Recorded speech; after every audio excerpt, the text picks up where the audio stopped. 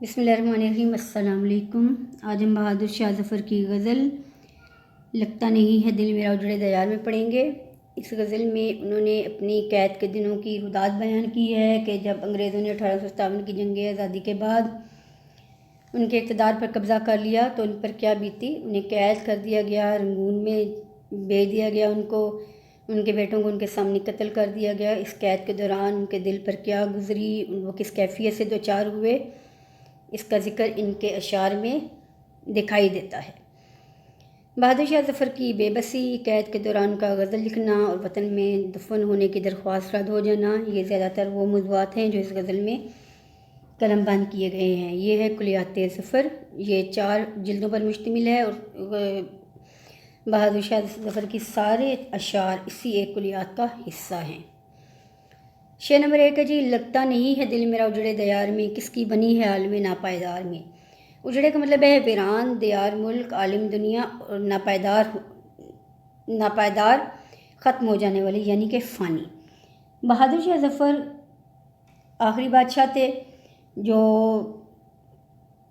63 سال کے تھے، حکمران بنے تھے، لیکن ان کی کمزوریوں کو جانتے ہوئے ایسٹ انڈیا کمپنی کے ذریعے داخل ہونے والے انگریزوں نے ان سے اقتدار چھینا، پھر انہیں جلا وطن کر دیا۔ مغل شہنشاہ اور شہزادے عیش و عشرت میں پڑے ہوئے تھے، آرام ان کی گھٹی کا حصہ ہو چکا تھا، لہٰذا انگریزوں نے جب اس خامی کو پہچانا تو آہستہ آہستہ اقتدار پر قبضہ کیا، اور ایک وقت ایسا آیا کہ انہی سے مالکوں سے ہی انہوں نے جنگ لڑی، اقتدار کی، اور انلکیلی بدقسمتی سے برصغیر کی عوام اور بہادر شاہ ظفر یہ جنگ ہار گئے تو اقتدار پر انگریزوں نے قبضہ کر لیا۔ جب حکومت مسلمانوں کے ہاتھ سے چھن کے انگریزوں کے ہاتھ میں چلی گئی تو اسلامی سلطنت کا یہ سورج غروب ہو گیا۔ انگریزوں نے مغل بادشاہ بہادر شاہ ظفر کو لال قلعے سے جلا وطن کر کے رنگون برما میں قید کر دیا، اور وہاں انہوں نے اپنی زندگی کے آخری سال بڑے دکھ تکلیف کی کیفیت میں گزارے تھے۔ یہ بہادر شاہ ظفر بڑا ہی مشکل وقت تھا کہ کہاں وہ حاکم تھے اور کہاں وہ اب محکوموں والی زندگی بسر کر رہے تھے، محکوموں والی ہی نہیں غلاموں کی زندگی بسر کر رہے تھے، قیدیوں کی زندگی بسر کر رہے تھے۔ تو یہ زندگی انہیں کیسے پسند آ سکتی تھی۔ شاعر اپنی اسی محرومی اور بے بسی کا ذکر کر رہا ہے کہ میرا اس اب اجڑے ہوئے ویران بستی میں میرا دل نہیں لگتا۔ کیسے دل لگ سکتا ہے جب ان کا اقتدار چھینا، ان کا مال و دولت چھینا، ان کے بیٹے ان کی آنکھوں کے سامنے مار دیے گئے، ان کے بیٹوں کی اولاد ان کی آنکھوں کے سامنے مار دی گئی، تو ان کا دل کیسے لگ سکتا ہے۔ بستی تو اجڑ چکی تھی۔ وہ کہتے ہیں کہ میرا دل دکھ غم سے بوجھل ہے، کوئی ایک ایسا لمحہ نہیں ہے کہ میں اپنے غم سے چھٹکارا پا سکوں۔ وہ سب پریشان بدحال ہیں مگر پھر بھی اپنے آپ کو تسلی دے رہے ہیں، یہ کہہ رہے ہیں کہ اس دنیا میں کسی شے کو بقا حاصل نہیں ہے، کوئی چیز ایسی نہیں ہے جسے دوام ہو، یہ دنیا مٹ جانے والی ہے، یہ ناپائیدار دنیا ہے، اس میں دل لگانا بیوقوفی ہے۔ جو اس دنیا میں دل لگاتا ہے وہ انتہا درجے کا بیوقوف ہے کہ یہ تو مٹ جانے والی دنیا ہے، کوئی ایسا شخص نہیں ہے جو اس غم سے نجات حاصل کر لے۔ تو وہ بھی اسی چیز کا ذکر کر رہے ہیں کہ اس عالم ناپائیدار میں مٹ جانے والی دنیا میں کسی کی نہیں بنتی، کیونکہ کیسے کوئی بنا سکتا ہے جب یہ پتہ ہے کہ یہ مٹ جائے گی، یہ چیز پاس رہنی ہی نہیں ہے۔ تو اس لیے وہ کہتے ہیں جی کہ میرا اب اس اجڑی ہوئی بستی میں دل نہیں لگتا، اور ویسے بھی اس بستی میں دل لگا کے کیا کرنا ہے، ایک نہ ایک دن تو ہر چیز نے ویسے ہی ختم ہو جانا ہے، دوام کسی چیز کو نہیں ہے، اگر دوام ہے تو وہ اللہ تعالیٰ کی ذات کو ہے، کہ باقی نام صرف اللہ ہی کا رہے گا۔ آفاق کی منزل سے گیا کون سلامت، اسباب لٹا راہ میں یہاں ہر سفری کا۔ بڑا خوبصورت شعر ہے۔ شعر نمبر 2، عمر دراز مانگ کر لائے تھے 4 دن، 2 آرزو میں کٹ گئے 2 انتظار میں۔ عمر دراز، لمبی عمر، آرزو، خواہش اور تمنا۔ انتظار کا مطلب ہے کہ کسی چیز کے پورے ہونے کا انتظار کرنا۔ بادشاہ بہت زیادہ پریشان ہیں، دکھ اور غم کی کیفیت کا اظہار اپنے اشعار میں کرتے دکھائی دے رہے ہیں۔ ان کی آخری عمر کیا 63 سال کی عمر میں تو وہ بادشاہ بنے تھے۔ 63 سال سے پہلے ان کے والد بادشاہ تھے، تو اس ٹائم بھی ان کے وہ شہزادے تھے، تو سمجھیے کہ وہ بھی بادشاہ ہی تھے، کیونکہ بادشاہ کا بیٹا بھی بادشاہ ہی ہوتا ہے۔ تو انہوں نے بڑی عیاشی کے وقت گزارا تھا، تو جب وہ قید میں آ گئے تو وہ ساری عیاشی اور وہ سارا سکون سے چھن گیا، جو آرام تھا، جو خوشی تھی، وہ غم میں تبدیل ہو چکی تھی۔ تو ایسے دور میں، ایسے ٹائم پہ وہ انتہائی قسم پرسی کا شکار ہو کے زندان خانے میں اپنی زندگی کے 4 دن جو بقایا تھے وہ گزارے تھے۔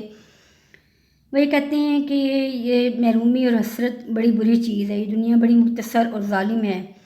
اللہ تعالیٰ نے انسان کو ٹوٹل زندگی کے 4 دن دیے ہیں۔ یہاں پہ وہ زندگی کے 4 دن سے مراد یہ لے رہے ہیں کہ اگر انسان کی عمر 50 سال ہے یا 60 سال ہے، ایوریج ایج نکال لیجئے 60 سال، اگر 60 سال کی زندگی ہے تو 30 سال انسان یہ سوچنے میں گزار دیتا ہے کہ میں نے کیا بننا ہے، میں نے زندگی میں کون کون سی چیزیں حاصل کرنی ہیں۔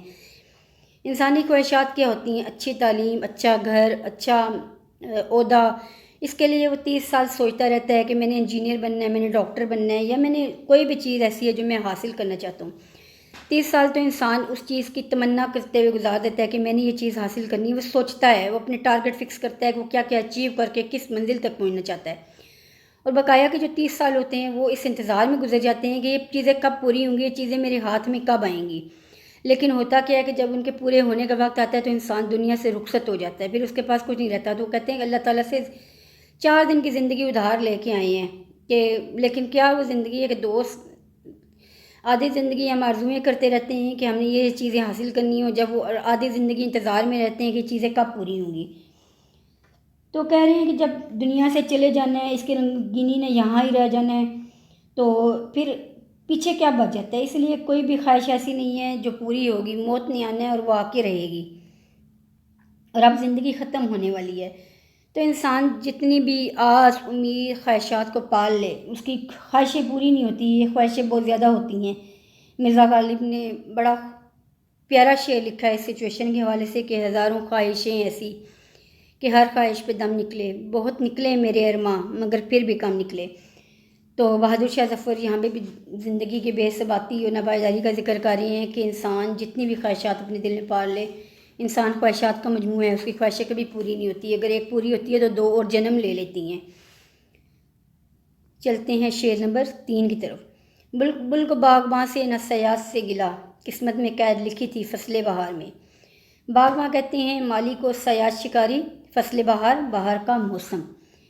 بادشاہ کہتے ہیں جی کہ میں اب قید خانے میں قید ہوں اور قید کے بارے میں کیا کہوں۔ بلبل اگر قید کر دیا جائے تو ظاہر سی بات ہے اس کو دکھ ہوتا ہے۔ بلبل ایک ایسے ٹائم پہ قید کر لیا گیا جب بہار کا موسم تھا، اس کے اچھلنے کودنے گانے کے انجوائے کرنے کے، بہار کے موسم میں کھیلنے کودنے کے دن تھے، اسے قید کر لیا گیا۔ تو کوئی بلبل سے پوچھے کہ اس کے دل پہ کیا گزرتی ہے، لیکن اب جو کچھ بھی ہے تقدیر کا لکھا سمجھ کے ہم قبول کرتے ہیں اس کو۔ اب کسی سے گلہ نہیں ہو سکتا، بلبل اب باغباں سے کیا گلہ کرے، اسی قسمت میں قید لکھی ہوئی تھی، باغبان سے، مالی سے، شکاری سے کوئی گلہ نہیں ہے۔ بہار کے موسم میں، عروج کے دور میں اس کا قید ہونا لکھا ہوا تھا۔ اس شعر میں بہادر شاہ ظفر نے خود کو بلبل سے، باغبان سے مراد انہوں نے برصغیر کی عوام لی ہے، اپنے جو محافظ تھے ان کو لیا ہے، اپنے رشتہ داروں کو لیا ہے، اپنے دوست احباب کو لیا ہے، سیاس سے مراد شکاری، اس شکاری کو کسے قرار دے رہے ہیں؟ شکاری کو انگریزوں کو قرار دے رہے ہیں۔ تو اس شعر میں خود کو بلبل سے، باغبان کو برصغیر کی عوام سے، اور انگریزوں کو سیاس سے تشبیہ دی گئی ہے۔ وہ کہتے ہیں کہ میرے اقتدار کا دور تھا، میرا اقتدار تھا، میری حکومت تھی، میرا برصغیر پر روب و دبدبہ چلتا تھا، لیکن کیا کروں کہ عین ٹائم پہ انگریزوں نے مجھ سے میرا اقتدار چھین لیا، میں بے یار و مددگار رہ گیا، مجھے جلا وطن کر دیا گیا، تو میں ایک بلبل کی طرح قید کر دیا گیا ہوں۔ اب بلبل کس سے گلہ کرے کہ اس کی حفاظت نہ کی گئی؟ کیا مالی اس قابل نہ تھا کہ وہ بلبل کی حفاظت کرتا؟ اب بہار کا موسم آزادی اور خوشی کا پیغام لے کے آتا ہے۔ بہار کا موسم یہاں پہ بادشاہ کی حکومت ہے، یہاں پہ بہار کے موسم سے اس نے مراد لی ہے اس کی حکومت۔ وہ کہتے ہیں اب بلبل کس سے شکایت کرے کہ آزاد فضاؤں میں سانس لینے کا حق اس سے چھین لیا گیا ہے۔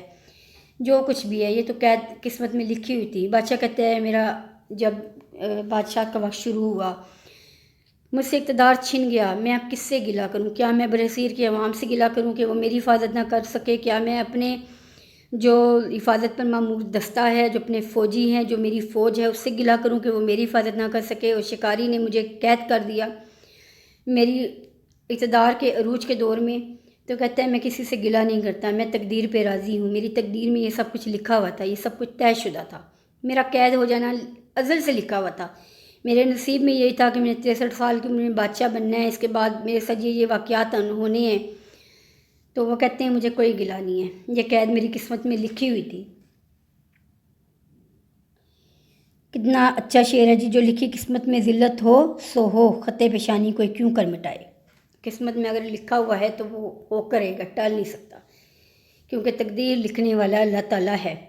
تو اس شعر میں ایک طرح کی نصیحت بھی ہے کہ انسان کو ہر طرح کے حالات میں راضی رہنا چاہیے اور اس کو اللہ تعالیٰ کی رضا سمجھ کر قبول کر لینا چاہیے۔ شعر نمبر 4 ہے جی، ان حسرتوں سے قید ہو کہیں اور جا بسیں، اتنی جگہ کہاں ہے دل داغدار میں۔ شاعر کہہ رہی ہیں جی کہ میرے دل میں اب کوئی خواہش نہیں ہے، میرے دل میں اب کوئی طلب نہیں ہے جو مجھ پہ بیتی، جو مجھ پہ گزری، جو دکھ اور غم میں نے برداشت کیا، میری اولاد کو قتل کر دیا گیا، مجھے قید کر دیا گیا، میرا اقتدار چھین لیا گیا، مجھے دربدر کر دیا گیا، خوار کیا گیا، اب میرا دل دکھوں سے بھر چکا ہے، میرے دل میں جگہ نہیں ہے۔ ان حسرتوں سے کہو کہ میرے دل سے نکل جائیں، زخمی دلوں میں خواہشیں نہیں پلا کرتی۔ شاعر بیچارہ بدحال ہے، رنگون میں قید ہے، آزادی کے دنوں کو یاد کرتا ہے جب خوشیاں تھیں، اور اب کیا ہے، اب قید ہے، خواہشات دم توڑ گئی۔ جب انسان دکھی ہوتا ہے تو اس کے دل میں کوئی خواہش پیدا نہیں ہوتی، نہ اسے کہیں آنے کا دل کرتا ہے، نہ جانے کا، نہ کھانے کا، نہ کسی سے تعلق رکھنے کا، کیونکہ دکھ چیز ہی ایسی ہے، جب دکھ دلوں میں بسیرا کر لے تو دلوں میں خواہشیں نہیں رہا کرتی۔ وہ کہتے ہیں جی، انگریزوں نے قبضہ کیا تو مجھ سے وعدہ کیا تھا کہ مراد دیں گے، لیکن ایسا کچھ نہ ہوا، کوئی سہولت نہ دی گئی، زندان خانے میں ڈال دیا گیا، بچوں کو لال قلعے سے نکال دیا گیا، ان کے بچوں کو قتل کر دیا گیا۔ اس ساری صورتحال سے شاعر انتہائی دل برداشتہ ہوا اور آخر میں اپنی خواہشوں کو کہتا ہے کہ میرے دل سے کہیں چلی جاؤ، میرے دل میں اب کوئی خواہش نہیں ہے، میرے دل سے نکل جاؤ، کیونکہ میرے دل میں اب صرف غم ہی غم ہے، میں اب انہی غموں کے ساتھ دنیا سے رخصت ہو جاؤں گا، اب کوئی امید باقی نہیں ہے کہ اچھے دن بھی آئیں گے۔ زندگی ہے یا کوئی طوفان ہے، ہم تو اس جینے کے ہاتھوں مر چلے، امیدیں آرزویں کھیلتی ہیں یوں میرے دل سے، پلٹ جاتی ہیں موجیں جس طرح ٹکرا کے ساحل سے۔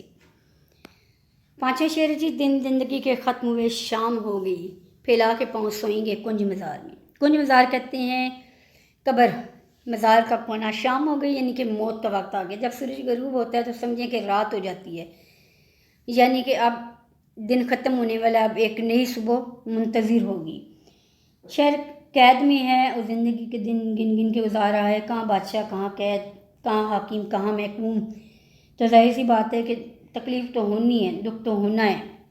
تو وہ کہتے ہیں کہ اب میں ایک ہی مجھے اس چیز کا انتظار ہے کہ کب میری آنکھیں بند ہوں، کب میری زندگی کی شام ہو اور مجھے شاید قبر میں سکون ملے۔ دنیا میرے لیے اب کچھ نہیں رہی، دنیا میں میرے لیے کچھ چاہت نہیں رہی، میرے لیے کچھ اس کے اندر دلکشی باقی نہیں رہی۔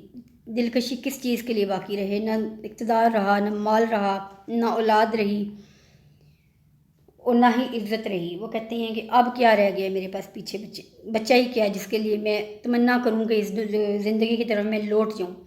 کہتے ہیں اب دنیا کی طرف لوٹنے کا تو کوئی وسیلہ رہا نہیں ہے، اور اب ایک ہی ہے کہ مر جائیں گے تو شاید سکون ملے گا۔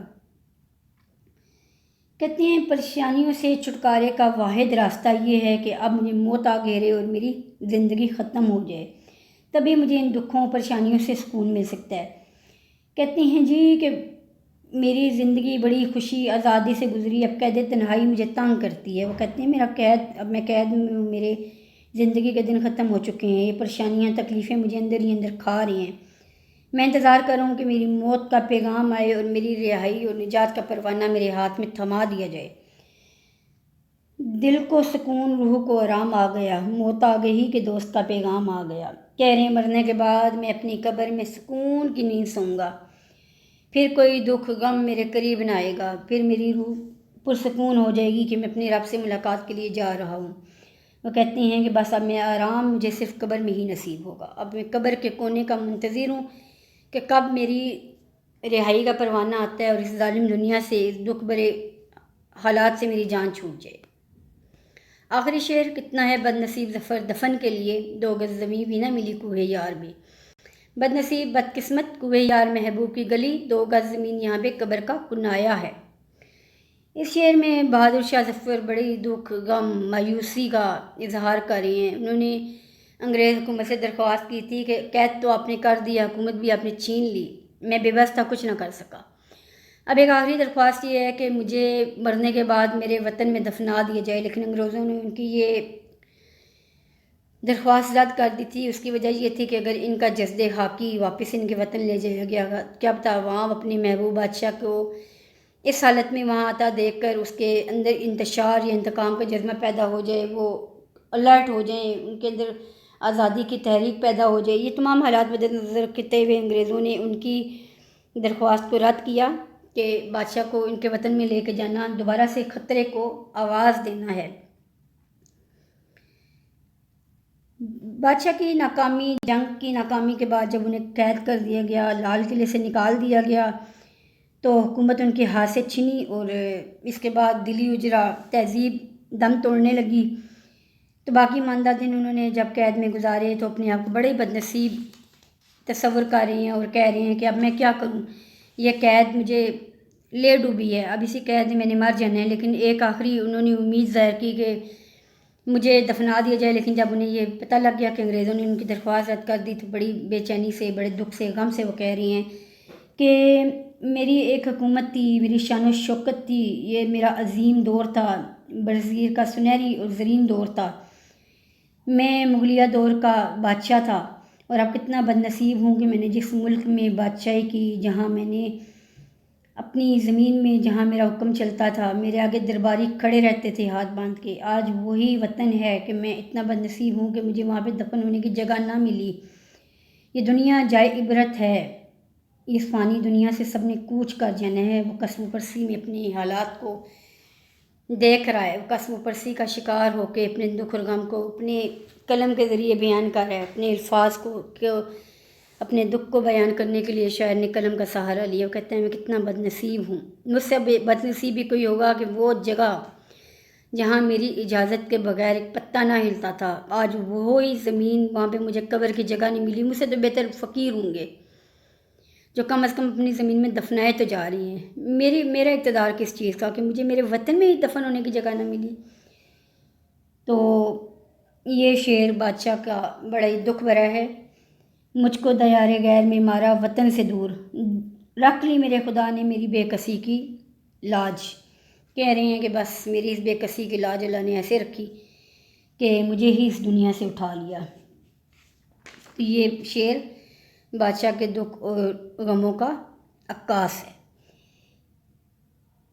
کیا بود و باش پوچھو ہو پورب کے ساکنوں، ہم کو غریب جان کے ہنس ہنس پکار کے۔ دلی جو ایک شہر تھا عالم میں انتخاب، رہتے تھے منتخب ہی جہاں روزگار کے، اس کو فلک نے لوٹ کر ویران کر دیا، ہم رہنے والے ہیں اسی اجڑے دیار کے۔ کہتے ہیں یہ اجڑ گیا اور ہم اسی دیار کے رہنے والے ہیں۔ یہ ہوگی بہادر شاہ ظفر کی تشریح۔